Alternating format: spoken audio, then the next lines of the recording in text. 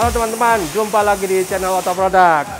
Oke, selama ini kan kita mungkin taunya hanya ketika ban mobil kita sudah termakan dan kita ingin ganti, kita langsung ke toko ban dan kita membeli ban yang sama dengan yang dipakai di mobil kita. Tapi sebenarnya bahwa ban itu modelnya macam-macam, terutama model kembangannya dan peruntukannya. Contoh yang saya pegang ini bannya tipe HT. HT itu Highway Terrain. Jadi ban ini hanya khusus digunakan di aspal dan bisa untuk kecepatan tinggi. Nah, kalau kodenya AT atau MT beda lagi peruntukannya. Nah, untuk lebih jelasnya kita akan tanya langsung pada yang ahlinya. Ikut saya ya. Oke teman-teman, bersama saya saat ini sudah ada Bapak Agam. Beliau ini penggawa dari bengkel Autopit Car Care di Bogor, yaitu di Jalan Pajajaran. Bengkel Autopit Car Care ini dia sebagai toko modelnya Bridgestone. Oke, kita akan tanya-tanya soal pemilihan ban ya. Ayo Pak Agam, kan saya ini sebagai orang awam nih, ketika mengganti ban, apa yang mesti saya perhatikan? Pertama yang kita perhatikan ya fungsi bannya itu tujuannya buat kita kemana. Oh gitu. Ya.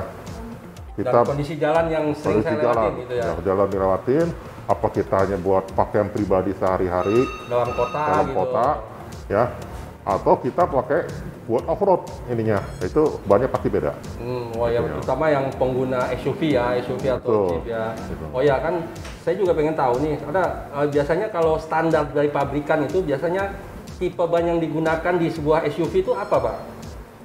Macam-macam ya, jadi pabrikan itu kan udah kasih tiap mobil itu beda-beda macam-macam banyak. Oh, untuk mobil ini standarnya ini, mobil ini standarnya ini gitu. Jadi apa yang udah pabrikan kasih itu udah ke mobil itu udah cukup baik buat nyaman. Apalagi buat di jalan raya. Kecuali kalau kita mau ningkatin sendiri. Oh, saya sering ke medan lumpur nih, kumuh ini. Nah, berarti saya harus rubah. Yang ingin saya tahu nih kan ada beberapa kode nih untuk ban SUV ya, misalnya kayak AT, HT, dan MT. Nah itu perbedaannya seperti apa sih Pak? Kalau kita lihat ya, ini kan yang tipe H-nya ya. Oh tipe H. Tipe H. Nah, itu berarti highway. Oh highway terrain ya. Highway ini AT, ini MT. Nah kalau MT ini khusus di mode ya, dia untuk yang jalannya tuh bermedan, bermedan, medan off-road ya. Baru itu kita pakai ini. Tapi kalau ban ini kita pakai ke jalan raya, dia bising. Berisik ya pasti ya. Pasti berisik. Dan tingkat kenyamanannya agak kurang. Apalagi di tingkat jalannya hujan atau basah ya. Ini gimana? Bahaya nggak dipakai kondisi jalan sekarang, apalagi udah mau masuk musim hujan ini? Kalau ini nggak disaranin ininya. Oh, nggak disaranin jalan raya. Jadi tetap harus ekstra hati-hati. Oh, tuh teman-teman. Jadi kalau ketika kita mau memodifikasi kendaraan, lihat dulu kondisi cuacanya saat ini atau lebih banyak mana mobil kita dipakai. Misalnya kita sering pakai di jalan raya, jangan deh pakai ini buat gaya-gayaan, malah akan berbahaya. Kalau jalan kering, oke. Jalan kering masih oke ya. Kalau jalan di kondisi hujan jangan pakai ini. Harus hati-hati. Tapi kalau misalnya kita mau ke hutan atau kita mau adventure, nah ini dia nih cocok pakai ini. Ininya. Kalau kita mau senang, saya suka off-road tapi bukan medan yang terlalu berat tapi suka di jalan, boleh pakai yang AT. Nah, jadi bisa combine ya, bisa combine. Mau pakai di jalan raya pun agak tetap nyaman. Di jalan yang semi off-road ya juga bisa. Dan ini lebih tingkat dia di hujan pun atau jalan basah pun lebih baik. Lebih baik dibanding yang dari MT. Dari kembangannya juga beda ya, karena MT itu pasti jarang-jarang karena dia buat mencakar. Kalau misalnya kita ketemu jalan yang tanah atau lembut, nah dia bisa mencakar tanah itu jadi biar ngegripnya kuat. Tuh. Karena yang HT, yang H ini buat di highway, karena dia memang desain highway, berarti ini tingkat kenyamanannya lebih baik daripada dua ban ini. Betul, tingkat kebisingan juga lebih rendah. Masing-masing ini punya spek khusus nggak? Maksudnya misalnya dia speednya, batas maksimumnya berapa? Kalau speed pasti ada Ini lebih kencang korelasinya, inilah ini ya, pasti bisa udah lebih. pasti ya. Kalau ini kan kita namanya di mode Iya. nggak bisa terlalu kenceng ininya. Ini nggak mungkin lah kita pakai ngebut di jalan. Ya, itu. Oke, oke.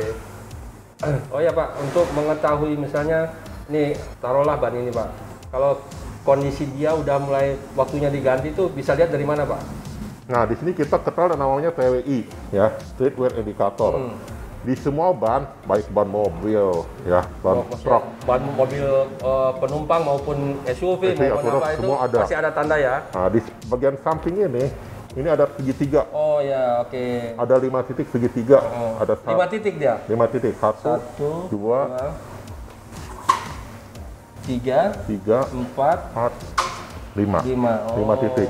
Nah, nanti di segitiga ini akan ditujukan ada suatu bentuk kayak bagian yang menonjol. Di sini, oh gitu. Ya. Jadi kalau misalnya dia kondisinya apa Udah mendadak habis, nanti itu ada bagian nonjol kurang lebih 1,6 itu harus menandakan ban ini harus siap-siap diganti. Oh, maksudnya ketebalan ini udah tinggal 1,6 mili. Gitu. Oh gitu. Jadi itu semua ban itu berlaku seperti itu ya. Jadi kalau ketebalan kembangannya udah mulai tinggal 1,6 mili, 1,6 mili ya Pak, itu udah harus diganti. Jangan dipaksain deh daripada berbahaya nanti di jalan. Itu buat keamanan kita sendiri di jalan. Ininya. Oh ya, satu lagi nih, ini mungkin banyak yang orang belum tahu ya. Sebenarnya kalau misalnya ban kita terkena paku, itu yang aman tuh tambalnya kayak gimana sih Pak? Kalau ban kita kena paku, tambal yang terbaik itu adalah kalau kita di sini sebutnya tambal permanen. Tambal permanen? Ya, tambal Maksudnya? permanen itu kita harus menambal itu dari dalam. Oh gitu. Dari dalam dengan menyumbat luka akibat dari benda tersebut, ya, sehingga tidak tembus air atau masuk air ke tidak dalam. Masuk air. Tuh. Efeknya kalau sampai masuk air kenapa Pak? Kalau masuk air nggak disebat, ini kan ban itu kan ada kawat, ya, Oh ya, ada kawat. ada kawat sehingga akhirnya menyebabkan Karat. karat dan ban itu mengalami separation. Oh. Jadi lapisan ban itu akan terlepas. Oke, nanti teman-teman nanti kita akan lihat gimana sih proses menambal ban dari secara permanen itu yang dipunyai oleh bengkel Autofit Car Care ini. Nanti kita lihat ya. Nah, batas maksimum kalau misalnya sebuah ban itu kena paku itu berapa banyak? Kalau ban itu kena paku, itu sebatas dia tidak dalam satu tempat. Ya. Kalau misalnya Ban ini kan kita ya, bagi 4 nih, Iya, bagi 4. 4 bagian. Ya. Jadi kalau di sini kena, gangnya ya sebelah sini, masih oke. Masih oke. Ya, di sini atau di sini. Jangan agak yang terlalu berdekatan. Oh. Ininya. Tapi kadang-kadang dia ada yang berdekatan sampai di sini. Ya namanya di jalan, ya. Kalau buat ban PC-nya sih masih selama ini masih nggak ada masalah, asal Nggak ada jangan masalah, sampai ya. terlalu besar. Iya. Sampai kalau terlalu besar, ya kita nggak bisa kerjakan. Saya dengar batas maksimum itu ya 3 kali ban ditambal udah sebaiknya kalau misalnya bocor lagi sebaiknya ganti baru, apa benar? Tergantung penambalannya. Kalau selama ini kan kita nambal yang sekarang ini Yang model itu ya yang tusuk dari Ditusuk. ban pakai model cacing itu ya. model cacing. Oh, Karena begitu ditusuk sekali, mereka tidak melihat arah rukanya. oh gitu. Ya biasanya mungkin kena pakunya miring.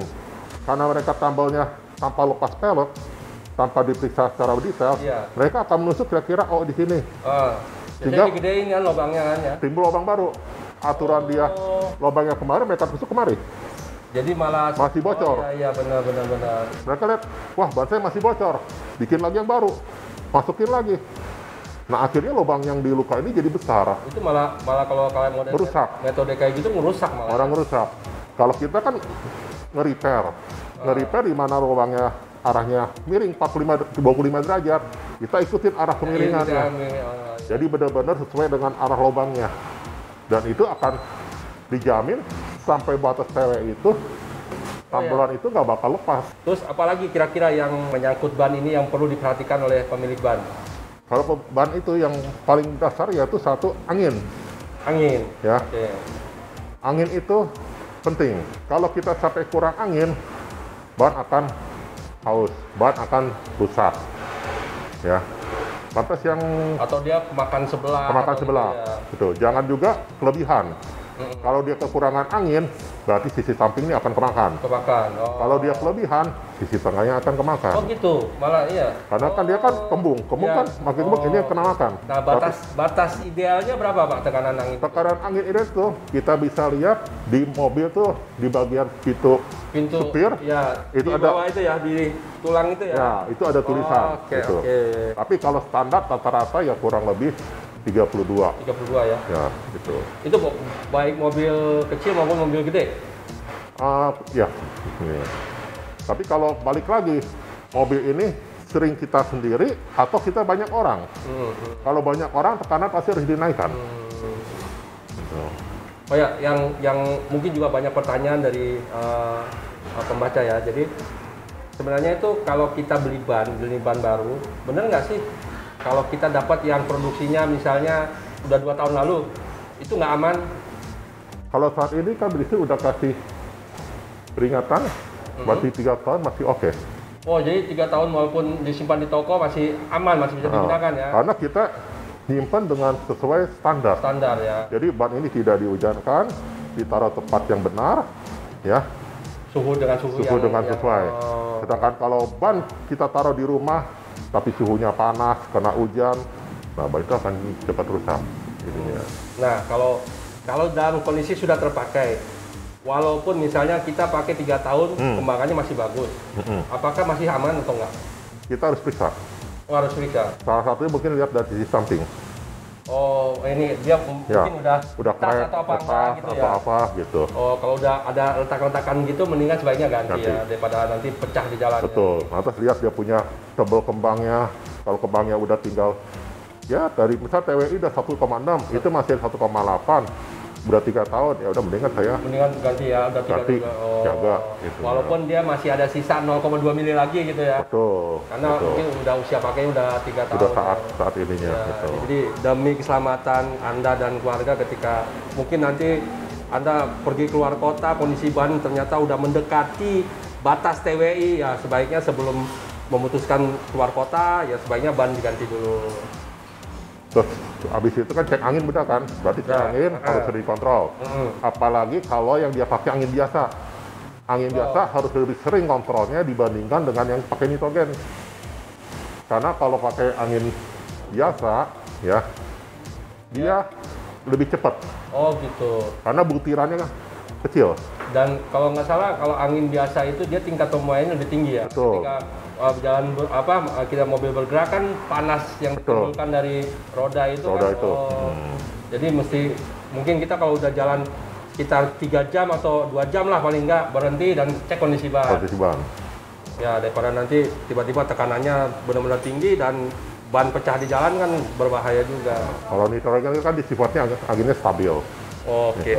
Dan satu lagi nih, apa benar di tempat pengisian ban yang katanya nitrogen tapi dia menggunakan kompresor, itu benar-benar pure nitrogen atau seperti apa? Kalau yang di tempat-tempat yang pengisian ban angin memang itu nitrogen itu dibuat.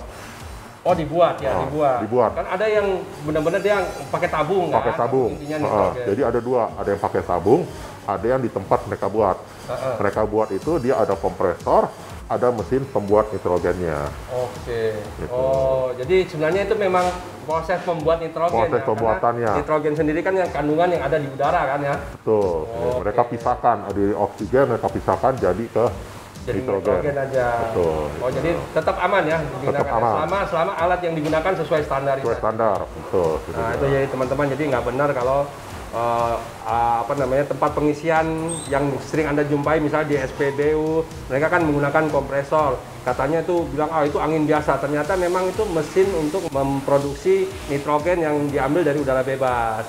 Dan ada juga yang udah dalam bentuk nitrogen dikemas dalam tabung. Oke. Sip, oke teman-teman. Satu lagi yang harus mereka perhatikan yaitu selain angin, mereka harus perhatikan kaki-kaki kendaraan, ya, lakukan balancing, dan lakukan spuring. Itu dianjurkan setiap periode berapa? Kalau spuring itu, ya, tahun sekali kalau nggak salah ya. Kita ambil tuh minimal tuh 10.000 mereka lakukan spuring. Oh, 10.000 berarti atau 6 bulan ya? 6 bulan.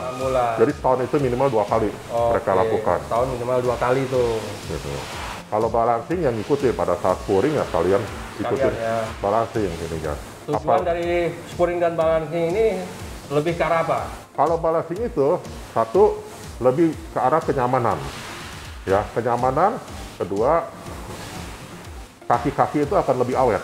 Oh gitu. Karena kalau ban itu jalannya udah Getar getar atau gimana, apa gitu ya? kan lari ke bojoy, karet, suspensi lah, apa pas namanya? kita setir nggak Ya, enak, getar gitu.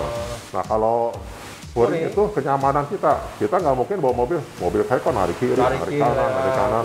Akhirnya ban itu bisa habis ke sisi dalam, bisa habis sisi luar. Bisa juga mungkin arah bannya itu sebenarnya nggak lurus begini tapi ada begini atau Betul. ada begini. Ya, itu yang bisa bikin ban kemakan. Berarti aturan bannya umurnya bisa 2 tahun karena kemakan cuma dalam waktu 6 bulan. 6 bulan udah cepet habis. Nah itu teman-teman, jadi pentingnya spuring dan balancing. Ya selain buat kenyamanan juga buat safety dan biar komponen kaki-kaki itu lebih awet. Betul. Oke. Terus mungkin ada lagi Pak yang bisa ditambahkan soal ban ini Pak? Jangan cek angin kondisi pada waktu siang. Oh kenapa? Ya apalagi dia angin biasa. Karena angin biasa kalau kita udah jalan, biasa kan kalau diukur dalam temperatur nitrogen dengan angin biasa, angin biasa suhunya lebih tinggi. Oh, misalnya kita isi barang-barang nih dengan tekanan yang sama, waktu digunakan siang-siang pasti jauh banget ya yang angin biasa sama itu ya. Nah kalau pas sih angin biasa pas diukur kok jadi lebih tinggi ya, dia kurangin. Padahal memang ada pemuaian tinggi. Kalau nitrogen kan pemuaiannya dikit, nggak terlalu begitu ini. Dia berhenti, kondisi dingin, tiba-tiba kok kenapa turunnya drastis ya? Dikira bocor, padahal tadinya pemuaian. Gitu ya. Kalau bisa ya anjuran kalau nitrogen ya anjuran kalau itu bisa jangan terlalu panas lah. Jangan udah kita lagi jalan jauh kita isi angin. Oh gitu. Kecuali kalau kelihatan kepes ya ininya Pak. Buat angin biasa yang hati-hati. Ya oke, teman-teman, itu tadi informasi seputar ban. Jadi kalau bila Anda membeli mau mengganti ban atau mengupgrade ban, kenali dulu ciri-ciri dan spek ban seperti apa yang baik untuk Anda gunakan dan bagaimana cara memperlakukan ban itu sendiri ketika misalnya kita ingin bepergian jauh, apa yang mesti dicek. Nah, untuk perawatan ban sendiri atau pengecekan ban sendiri, Anda bisa mengunjungi bengkel Autopit Car Care di Jalan Pajajaran, Bogor. Oke teman-teman, itu tadi informasi seputar ban. Bila Anda anggap tayangan ini bermanfaat, silakan share kepada teman-teman maupun kerabat terdekat. Oke, sekian dulu tayangan dari kami dan jangan lupa untuk klik tombol subscribe dan aktifkan loncengnya, serta silakan komen untuk memberikan kritik dan saran agar kami dapat membangun channel ini lebih baik lagi ke depannya. Oke, sampai jumpa di tayangan berikutnya. Salam otomotif.